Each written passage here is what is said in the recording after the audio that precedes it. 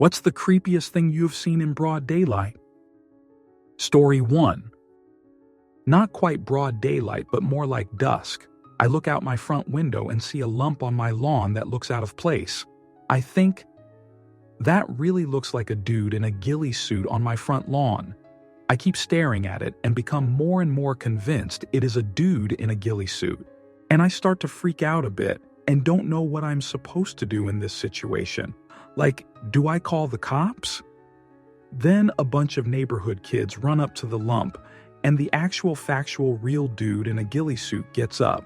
It was an older kid or a dad or something playing hide and seek in a ghillie suit. Story 2. Went to eat at a restaurant. The hostess, elderly lady, sat us at our table, said, "Enjoy your meal," and proceeded to drop dead right there. Story 3. Was taking the subway one day. A lady was walking around chugging a massive bottle of hot sauce. Bloodshot eyes, tears streaming down her face. Of course, she sat next to me on the 2-seat bench. At first, she was complimenting my nails, and then she just started staring at me, much too close for comfort.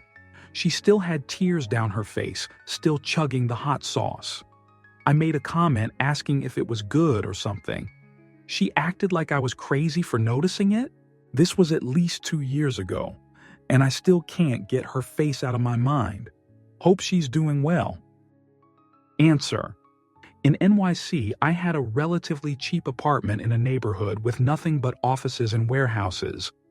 I had to work late once, got off the subway by myself at 2 a.m., and the only exit, was blocked by a woman drinking mouthwash who made eye contact and just repeated, "I've been in prison 14 years and now I got nothing," until I finally gently pushed past her. Her face haunted me for a long time, but it's been years now. I can't picture it anymore. I always wish I had done something to help her, but I was broke, exhausted, and 21 years old. Then I still don't know what that would have been. Story 4. I watched a takedown of crows follow a Toyota Corolla into a mall parking lot. The car parked, and a greasy-looking middle-aged man got out. He beelined for the mall entrance without once making eye contact with the crows who were now following him. At the last second before entering the mall, he tossed a big handful of peanuts over his shoulder, and the crows went wild. It seemed less like the man was controlling the crows and more like the crows were controlling him. Answer. My pops keeps a gallon jug outside every day. He turns on the water, fills the jug, walks to the middle of our yard, fills a hole up overflowing. He put a tether pole for use when we were growing up. Lol, no pole anymore, just a little concrete piece with a hole on the center. Then here comes all the birds, lol. Didn't know he was even doing this till one day we had to work on a clean out. You could hear the birds chirping like crazy. Then he said, "Must be thirsty," stopped what we were doing, filled the hole up, and they just about quit chirping.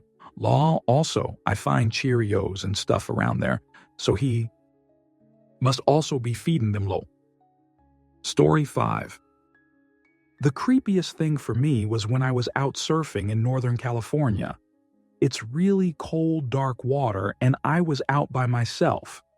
I was sitting there waiting for a wave, and my leash felt like it was caught up, which it does sometimes. I like to fix it before a wave comes so there's no hindrance when I go to stand up. Well, I pull at it a little and it feels like seaweed or something's on it.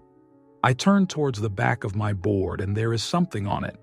A harbor seal who's sitting on the back of my board laying on my leash. Scared the fudge out of me. But me screaming scared the fudge out of him, and it went back into the water and I paddled in. I know it's not the creepiest thing in this thread, but it definitely scared me pretty good. Answer. Reminds me of a scare I had once in the Atlantic. Was out on a sandbar waiting for a wave and saw a large fin come up out of the water, and it swam across the side of me. Freaked me out for a second before I realized it looked to be a marlin fin. Definitely no shark. I was still afraid enough by the initial scare, and just by the size of it that I decided to head to shore to calm down. Story 6. A man on the sidewalk looked around and then pulled down a ski mask and crept into a building as I drove past. In summer.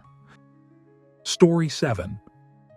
When I was about 8 years old, I was walking down the sidewalk in Toronto when 3 young long-haired guys in their late teens or early 20s ran past us laughing and fooling around. I didn't think of it at the time being a child, but it appeared they might have been tipsy. Just after they passed by, I heard a loud screeching of brakes and a thud. I turned to see one of the men sliding down the road on his face. He flew about 20 yards before hitting the ground. A Harley rider almost ran over him and crashed his bike, avoiding the man. They approached him. He wasn't moving at all. The Harley rider took one quick look at him and took off his t-shirt and covered his head. From whatever he saw, he could clearly see the man was gone. His 2 other friends were just staring in stunned shock, not saying a word. It was 1970.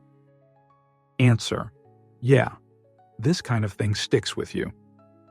Late 70s, I was in about 3rd grade. Myself and 2 buddies were walking towards the crosswalk, having just gotten out of school. A car came out of nowhere and plowed through the crosswalk. There were 2 crossing guards and at least 2 other kids on the crosswalk. The 2 kids that I remember were girls, a year younger than me. I knew one. The crossing guards made it out okay, and the girl I knew got thrown to the side, ended up thumping the back of her head on the curb. A little blood from that, but she was otherwise okay and conscious. The other girl? Wow. I mean, this happened right in front of the 3 of us, about 15 feet away. I remember seeing the other girl lying face down in a big puddle of her own blood. The car had knocked off her shoes and her skirt, not the underwear at least. She looked like she had, well, slid for a short distance on her face when she made contact with the pavement. And then she came around. I will never forget that. Couldn't make out her face for the blood. Couldn't even tell how bad it was because there was so much blood. She was sobbing and calling out for her mommy. You could tell. She was scared and didn't really know what had happened to her. The car never stopped, just kept on going after blowing through a school zone and an occupied crosswalk at about 40 miles per hour. An adult arrived with the ambulance and the police, probably a detective, asked the 3 of us what we saw. We walked to our respective homes afterwards, talking about the whole thing excitedly. Being a latchkey kid, I came home to an empty house, called my mom at work to tell her what had just happened, and just broke. Completely fell to pieces on the phone as the reality hit me. I have never forgotten that incident, or the girls, the images, their voices. Still see it as clear as day. But I haven't talked about it in decades. On the bright side, the girls recovered. One with just a bump on the back of the head, the other in the hospital. Our principal went to visit her there, brought her the cards we all made in class, reported back to us on her condition, but I never knew her name, and I don't remember ever seeing her after that day. They caught up with the driver a few miles down the road. He was tipsy. Story 8. Got lost driving through Montana and wound up in the middle of nowhere. Saw a small town, maybe like 15 buildings total, and figured I'd ask for directions. As I got closer, I saw that it looked like it was abandoned, houses all dilapidated and in disrepair. But every house had a shiny new car in front of it. Not sure what it was about, but my GF and I both got real bad vibes from it and just drove right past. Story 9. Back in my military days, I was walking to base one day and saw a lady run out into the 4-lane rush hour traffic. By the time I got to where she was, she'd been hit by at least 4 cars at speed. The part I saw was just both arms and part of the torso connecting them. Nothing above or below. Police ruled it tragic end. I've saw plenty of shoot in my 10 years of service, but that one stuck. Answer: I didn't personally see this, but at my base in California, a sergeant had stopped to help another motorist change a tire. A third vehicle came up behind them and hit the Sergratese car, driving it forward where he was getting the tire jack out of the first car's trunk. The metal bumpers of the two cars met and crushed his legs, requiring amputation. They weren't even in the travel lane, and the third driver wasn't tipsy. They concluded it was target fixation. Story 10. I was sitting outside, having coffee, journaling in a tucked-away spot downtown. Some junkie decided to join near me and proceeded to lift up his pant leg and itch. What was essentially his bone. His leg was in total decay. Most of his shin had been rotting away. I looked at him and asked if he wanted me to call an ambulance or get him some care. He met my eyes, kinda groaned, and just stared and itched. I got freaked out and just left. I was like 15. I was a few blocks away from a hospital and clinics, so I figured he wasn't too far from help if he chose it. Answer: fudge. This just reminded me of something I'd tried to forget. When I worked at McDonald's, I preferred working the pay window because I was good at it. Way better at talking than the teenagers, for example. I worked there most mornings and start recognizing regulars, like this one guy who always handed over cash with an oven mitt over his left hand. Except one day, he forgot. He handed over coins, so I held my hand open palm up, and as he opened his fist, dropping the quarters in my palm and retracted his hand with fingers unfurled, some of them lightly brushed my skin as he pulled away. It was quick, but I fudge saw his left pinky was black and mummified, looking with the flesh from the tip just rotted away, and the bone was visible. I still remember the slight scratchiness of that bone tip as his hand slipped away. I don't know how I managed to maintain composure. My mom was a nurse and told me all kinds of horror stories, and my grandfather even had a deformed pinky after a construction accident, but I'd never heard of anything like this in a person. Animals, maybe. Anyway, I don't think I flinched too badly, but when I handed back his change, the mitt was back. I think he wore it to keep from freaking people out and just forgot that one time because it never happened again. Oh, and his regular order was big breakfast with hotcakes. Story 11. Driving down a small rural road in the middle of nowhere, Arizona, probably just a few miles north of the border.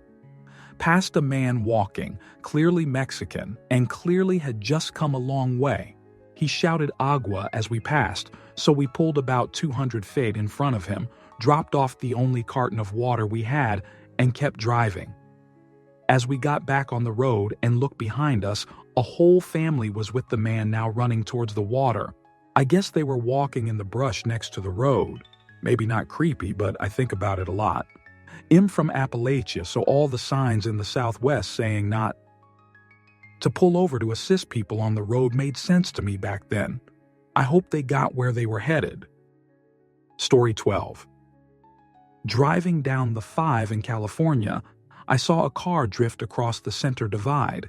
It's a massive highway in the middle of nowhere with a big grass divide, maybe the equivalent of 3 to 4 lanes wide, and directly into a semi-truck going the other way. I was probably 2-3 cars behind the drifting car. Neither vehicle had hardly any chance to brake. It happened over the course of maybe 2 seconds. It literally exploded into pulverized dust. No flames or fire, just a massive explosion of glass, metal, paint, and, presumably, the occupants.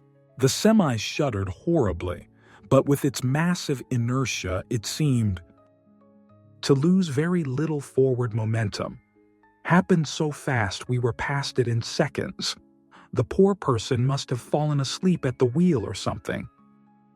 Answer: I was in the car directly behind a head-on when another car drifted into our lane, both going around 55-60.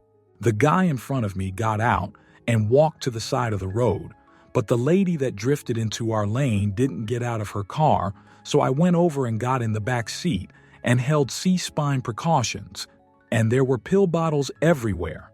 Scary though. Story 13. I was like 10 and kept hearing a thumping noise from our garage. Thought it was an animal or something. I found my bio mom covered in blood and convulsing from an OD, and she had fell and cut her stomach open somehow. It was truly like a movie. The light was shining on through the windows, peeing the garage door and illuminating just her. She lived after I took care of her for 4 hours until an ambulance showed up, which is a whole story. She's still a POS, but it was like 9 a.m. Not the way I wanted to start my day. Story 14. I saw a man speeding around a busy grocery store parking lot, windows rolled down, screaming at the woman who was in the passenger seat. He kept speeding up, braking, and was screaming at her the whole time. I called the cops and watched her do a rolling jump out of the lifted truck right when the cops pulled into the parking lot. Answer. I saw something very, very similar when I was young, but it was the car behind us in a large neighborhood. I remember telling my mom that the man behind us was screaming at the woman in that car and he kept slamming on his brakes. We didn't have a car phone at the time, but I remember she watched him for a little while. It was super confusing to me at the time. Story 15. I work security at a hospital. I really just sit outside of the construction zone where they're doing remodeling and make sure homeless people and teenagers don't get in. But I'm also sat right outside the door they use to take the bodies out. There's just something eerie about how, discreet and impersonal it is.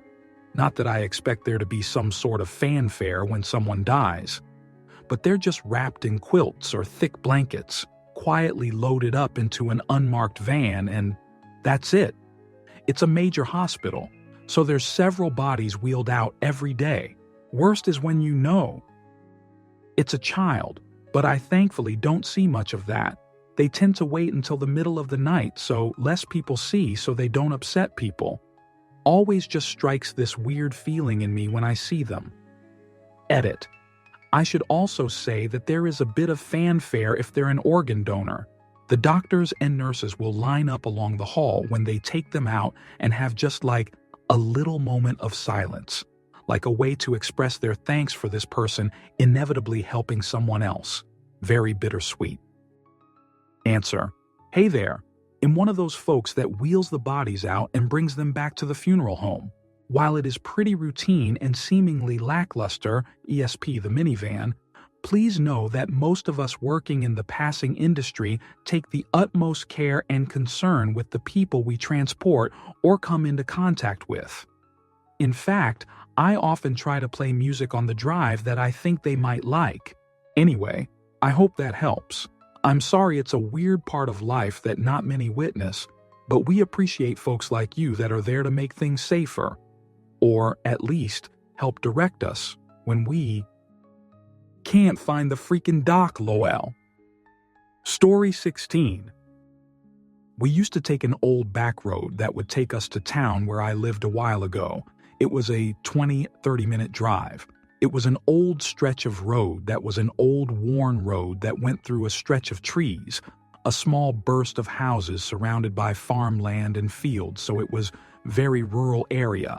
There is a train track that cuts through, and an unkept road that goes off to the side on the right. One evening, we went down the road. There was a car, I want to say an old Honda, I couldn't tell, that was parked off on that little road to the side. I saw them and thought, odd because the road lead to nowhere. It just stopped a few feet away. We came back much later in the day. Night had fallen, and the car was still sat there. A few days later, we find that the car had been linked to a takedown. Apparently the car belonged to a woman who had been missing. Her boyfriend beat her and left her in a shallow grave. The car he abandoned and left there while her child was at school. Her name was Nyesha Nelson. Story 17. Driving by the casino bus that hit a sign and was cut open like a can opener on I-95 INY in 2011. White sheets covering bodies everywhere. 14 dead. R.I.P. Story 18. I don't know about creepy, but for sure shady. I was in an extremely uncrowded Chinese restaurant. It was just me and the staff, sit down, place, not a strip mall joint, when a very large, very well-dressed man came in and went and sat at the bar. He ordered an orange juice and nothing else. The OJ never came, but a minute later, the bartender handed him a brown paper bag and he left. Answer: there was a Chinese place near me that my family went to all the time. Not a chain, pretty nice place. One day we go and it's abandoned. Notice on the door from the county side he said something about the fish in the tank being left there. A while later, it reopens under a different name, and we try it out. Totally dead. One waitress, no other customers. The food was lackluster. We noticed there was always men in suits around the place talking but not eating. Some time passes and we drive by and see that the whole strip of shops it was in burned down, obviously stemming from the Chinese. Place: figured it was an insurance scam tied to organized crime. Story 19. I saw an old man die while eating in a restaurant in LAX while waiting for my flight. He was sitting alone at a table and just collapsed. EMTs came and did CPR, etc. to no avail and carted him off covered with a sheet. This was the middle of a weekday. People everywhere. Answer: I had a similar experience. It was a gorgeous summer evening, but technically still daylight because I live in Sweden and the sun really only sets for a couple of hours in the summers. And I was working as volunteer staff at my tiny village's yearly summer concert. The outdoor venue was packed. I was taking a break from directing people to the porta potties, and I was chowing down on a hamburger. Suddenly, a man, in his 60s or so, falls. The woman he falls onto happens to be an off-duty EMT, and she immediately takes action, and within less than a minute, she's starting chest compressions. An ambulance was called at once, but our village is the kind where some houses and barns still have moss roofs, so the nearest ambulance would take an hour to arrive. I borrowed a blanket from another concert goer and ended up holding that blanket with one arm to shield the man from gawking crowds, and held his sobbing wife with the other arm for over 2 hours. The couple were on vacation from Germany, didn't speak a lick of Swedish. They had just wanted a lovely night filled with music, and instead, the wife was now starting her first day as a widow as the clock ticked past. Midnight. I think I slept for 3 hours or so, before getting up early the next day to surprise my best friend with her bachelorette party. It almost felt wrong that life just went on without this man ever getting a say in it. One day I held a widow in my arms, and the literal next day I held a bride-to-be. Story 20. I was in a parking structure walking to my car and I noticed someone following me. I assumed we parked near each other. When I turned around to look, he ducked behind a car so alarm bells rang. He kept creeping from behind cars, so I turned all the way around and I watched him slide under a car maybe 4 away, then creepily crawl towards me under all the cars. This whole time he was bug-eyed staring at me. I yeeted out there and informed the parking attendant at the gate. Story 21. Crackheads fudge in a bus stop shelter, not even really going at it, just humping and looking around like they're drinking coffee. Answer: I was hungover and walking to work one morning when I saw 2 hobos climb out of a dumpster. The woman was wearing jeans that were so dirty the white threads were yellowish brown. I overheard them talking about the dumpster intimacy they just had and started to get that pre-puke saliva going. That's when the man said something to the effect of, "I am gonna get me some more of that," and leaned over and started smelling her jerk. Story 22. I was waiting for a bus very early one morning and a very high and dirty adult worker walked up to me, lifted her dress exposing her vag and said, "No money, no honey." Story 23. but late to the party, so doubt anyone will see this. But by far the creepiest thing I've ever seen wasn't anything supernatural, but just the ugly truth about how selfish and uncaring people truly are. This incident broke me in a way none of the other life-threatening incidents and deaths I've dealt with ever could. I was going home from a late Friday night shift, about midnight, on a super well-lit, busy station on one of the most populated commuter lines in England. Quite a few people around. The train comes up and stops. Right in front of me are the doors, and a guy is leaning against them. He was bald and in an expensive suit. Looked like he was probably a middle-aged London businessman who had stayed in London for a few after work. Well, he'd fallen asleep or passed out leaning against the doors. The doors open, and he falls backwards. I sidestep out of instinct. He was quite tall, and the train doors are about a foot above the platform, so his head must have fallen about 7 or 8 foot before it thudded into the concrete platform with a wet thud. I'll never forget the look of shock as we made eye contact for a brief second as he fell past me, confused and scared like someone who's just